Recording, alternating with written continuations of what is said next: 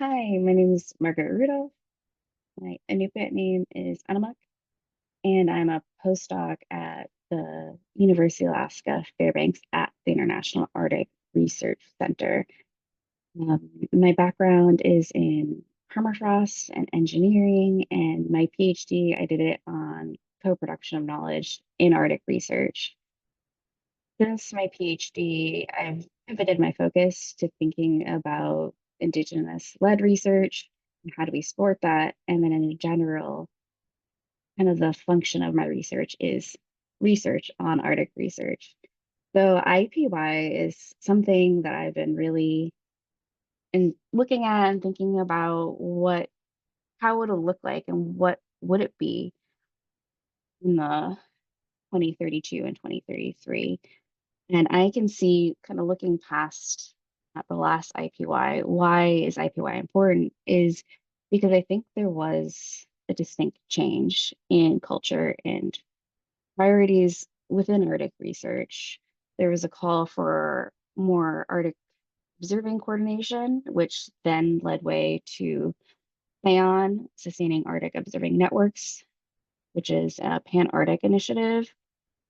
And that's something I've been involved in specifically in roads, which I will talk a little bit more in a little bit, as well as there was a distinct call for more Indigenous participation within Arctic research.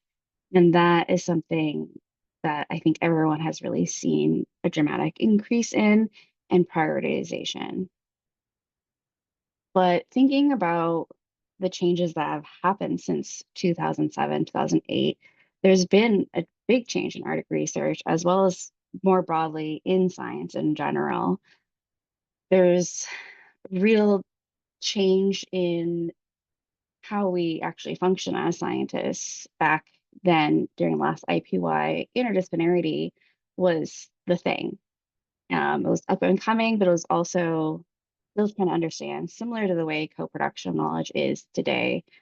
And, there's been iterations of that even from last IPY, from science to team science, convergence, to citizen science, to co-production knowledge. And now I think the future really is focused on Indigenous-led research. There's been a lot of generational changes in what interests scientists today. A lot of that I think is rooted in the political situation, which I think is kind of unavoidable. I think pan-Arctic wise, not just in the US. There's this the separation of science society is not functional anymore. It's really undermines kind of the whole industry around science. And I think a lot of the next generation, even the present generation, is really interested in engaged research and actual research, things that really make a positive impact to society, as well as to Arctic Indigenous peoples. So, thinking about kind of where my expertise is, which is in co-production knowledge, the reason that I believed in it and practice it and advocate to use it is because it creates a sense of belonging. It creates a situation where there's social learning. People are learning from each other, which is really important when you're dealing with multiple knowledge systems, such as academically trained knowledge systems and Indigenous knowledge systems. There's also the blending of different methodologies, which I think is really interesting. A lot of creativity sits in that space. But also, it's a process. It's a process of building community. And I think that's really important as we go into IPY and we're thinking about how we plan for IPY.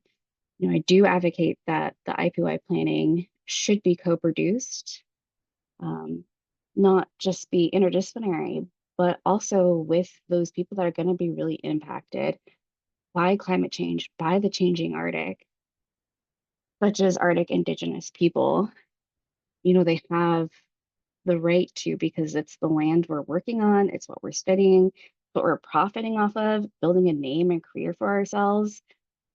I think that's something that's really crucial, and I see more and more recognition from this and the next generation of scientists in that aspect. Um, Yeah.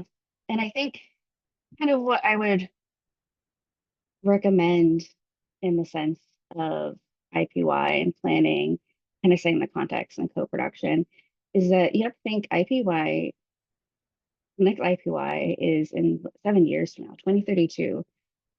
And when you think about those who are mid-career today will be senior career, and those who are early career today will be mid-career. And those are really the leaders. And I think if you are hesitant to engage or you're like waiting for your spot, I mean, now is the time. I think it's with the generational changes that are happening, I think it's really important to encourage that leadership to really vision for the future because I think IPY will be an important step in how we operate for the next 25 years after the next IPY.